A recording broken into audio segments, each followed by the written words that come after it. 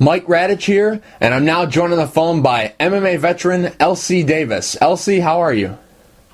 I'm good. How are you doing? I'm doing good. LC, you got a fight coming up at Titan FC 22 on May 25th. How's training been going for the fight? Training has been going good, man. Just tapering down right now. You know, just getting everything sharp and ready to cut weight and do the thing next week. Is this the last week of hard training? Yeah. It's the last week of hard training, so I got about two or three more hard workouts left. Friday will be my last hard day, and I'll just be all tapering down, making weight, and getting ready for showtime. Your opponent, Bill Camry, how much do you know about him? Honestly, I don't know much about him. I know he's 10-2. I know his record.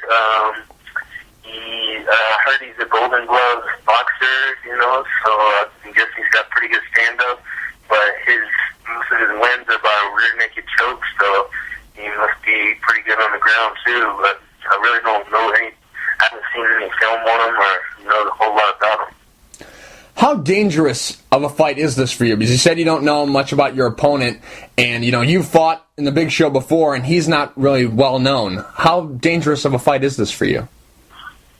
I mean, every fight is dangerous, man. Everyone that you fight is training to kick your butt. So I mean, I do the same. I train to beat my opponents, and it doesn't really matter who the opponent is, big name or no name. They're all going to come to win, and you just got to meet fire with fire and see who the better man is. You fought for Titan before in the past. Did you owe them a fight before you signed, with the WC and you were exclusive, or is this just a new deal because you have a history with them? I got released from Zuffa after I lost 2 in a row with the WC, and I'm now, pretty much a free agent. So I just did a 1-fight deal with Titan, and I'm looking to get a win there and, pick up another win or two and hopefully get back in with Zuffa. How big of a fight is this for you? Because you mentioned the losses in Zuffa. You're now trying to make it back to the big show. Your last fight was a loss. You're on a 3-fight losing streak. How big of a fight is this for you? Man, this fight is huge, man. It's a must win. It's pretty much all or nothing, man. If I don't win, then I don't know what I'm going to do from there. So it's a huge fight, but I don't want to pressure myself too much, because pretty much every fight is a huge fight. You have to win fights, and if you lose fights, it sets you back really far, So, I mean, pretty much every fight is a must-win, so I don't need to put any added pressure on myself. I just need to go out there and, do my best and win the fight. Your last fight was at Hoosier Fight Club 10. I'm curious, how did this fight all come together? Because your opponent, Christian Uflacker, he's a welterweight. Why did you fight him? I had some time off. I had knee surgery and been away from the sport for a while, and I was just looking to get back in there, and it seemed like a good opponent. He had, limited experience. I was kind of looking at it as a fight that I could, bounce back in the win column, and,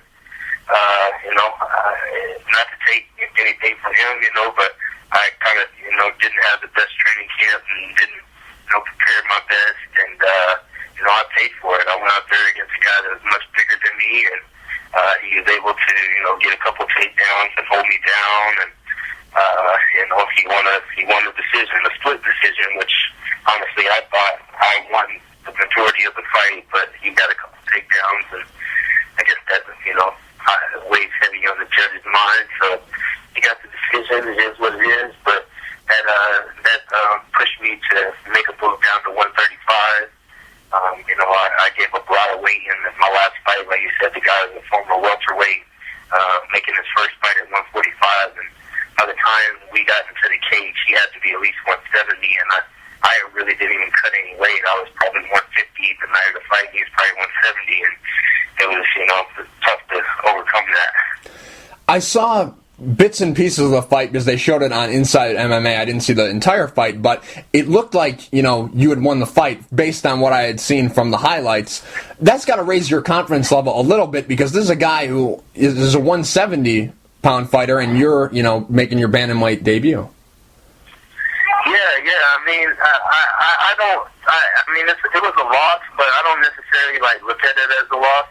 I like I said, I fought a guy that was much bigger than me, and so I just had to deal with that. And it is what it is. Now I'm dropping down to 135, and I'm going to be the bigger guy when I fight people, and I'm looking to make some noise at bantamweight. Obviously, when you started in MMA, the 135, 145 divisions weren't really that developed, but you wrestled 133 in college. Why has it taken you so long to decide to drop down to 135? That reason exactly, man. When I first started MMA, there wasn't a lot of fights at 145, and really 135 was unheard of. I started my career a lot at 155, and then when 145 came around, that was a more comfortable weight for me. But I was always trying to put on weight to be at 145 and 155. I naturally walk around about 155, and so I was always eating a lot and eating whatever I want and putting tons of protein in my body, just trying to stay bigger. And now I just decided to get on a strict diet and make the move down to 135. I'm eating really clean and healthy, and I love the way my body feels right now, and I'm just excited to see how I feel at this new weight class. Was it the size disadvantage that you were at that was the reason why your WC run ended the way it did, or was it a different reason? Because you started off really fast when you got in there. I wouldn't say it's so much the size, man. I lost the fight to Josh Gristy on pretty much just getting caught, man. I got caught in the guillotine, and that was a fight that I think I was winning. And the other fight I lost was to Raphael Sunsao, which was another really close fight. It was a decision fight, and that fight, in my opinion, was basically won because he got a takedown or two over me. So, I mean, it wasn't like I was getting blown out of the water or getting outclassed. I just basically lost a close decision and got caught in the guillotine. So, I mean, I can't blame it on the size of the weight, but now I feel like going down to bantamweight, it's going to give me an advantage, and I'm going to be at my most competitive weight, and I think I'll be able to, really make some noise at that weight class. When the WEC merged with the UFC, what did they tell you? Was it just a numbers game? Like they were bringing all these guys from WEC and they had to, get some guys who were losing fights, had to get them off the roster. Was it that, or when you fought Josh Grisby, people were talking, that was the next in line for a title shot, or one fight away. What exactly did they tell you? Yeah, man, I was actually shocked to get released. I still have a winning record with Zuffa. I was 3-2 with Zuffa.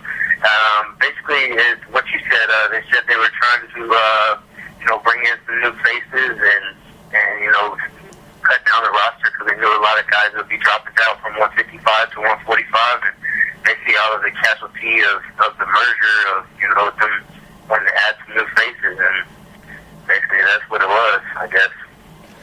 In October of 2011, you and Jason High started your own team, HDMMA. How did this all come together? We opened the gym.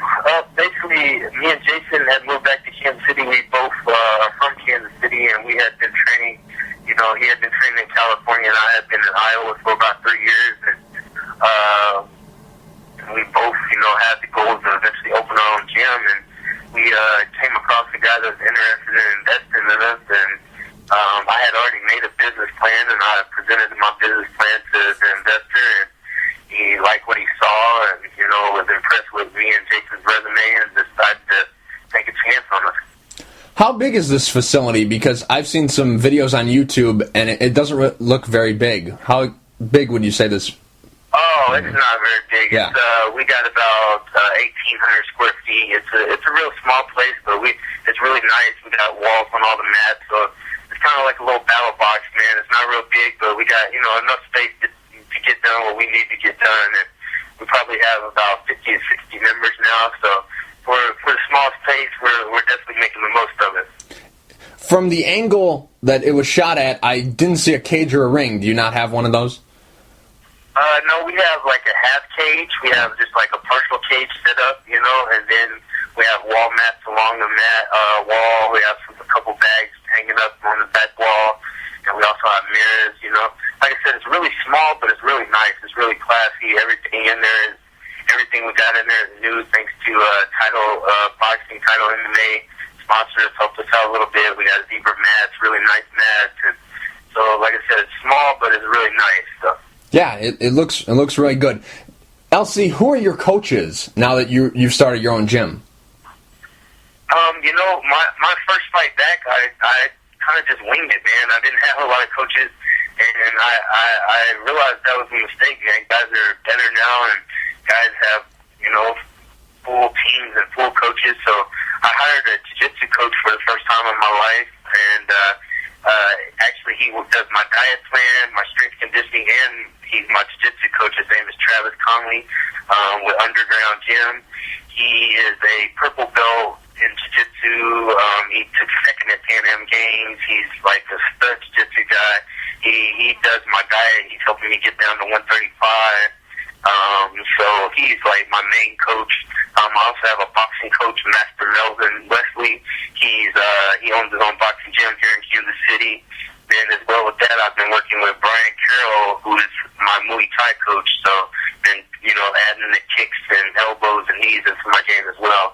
And then Jason helps me a lot. Jason High helps me out a lot with my wrestling. Him being a former Division I wrestler, and you know, I know how to wrestle myself too. And just all the guys at HD, all my training partners, you know, kind of act as coaches and teammates and help me out and help me get ready as well. Have you determined who's going to be in your corner, or is it too early to tell? I'm going to have Travis Conley, my jiu-jitsu coach, probably Master Melvin, my boxing coach, and Jason Hyde, my wrestling and teammate. Yeah, business partner. There you go. LC, on May 25th, how do you break this 3-fight losing streak?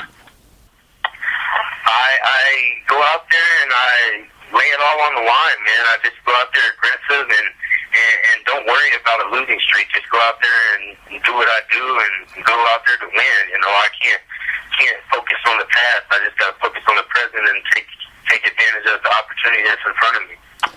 LC, real quick before I let you go, do you have any sponsors you would like to thank? Anything you want to say to the fans? Yeah, I would like to thank a couple of sponsors. I want to thank Title MMA, Animal Instinct, Underground Gym. Who else? I know I'm missing a couple. Zhang Zhu, and I'm sorry if I'm missing a couple. They know who they are. Italian Delight and Carmen Cafe. I'd like to thank them too. And then just all my training partners and teammates, all my coaches, Brian Carroll, Travis Conley, Jason Hyde, Master Melvin. Just thanks everybody for supporting me and helping me get ready. And I'm looking to make you guys proud next Friday. LC, thank you for taking the time to talk. I really appreciate it. Good luck, May 25th, Titan FC 22 against Bill Camry.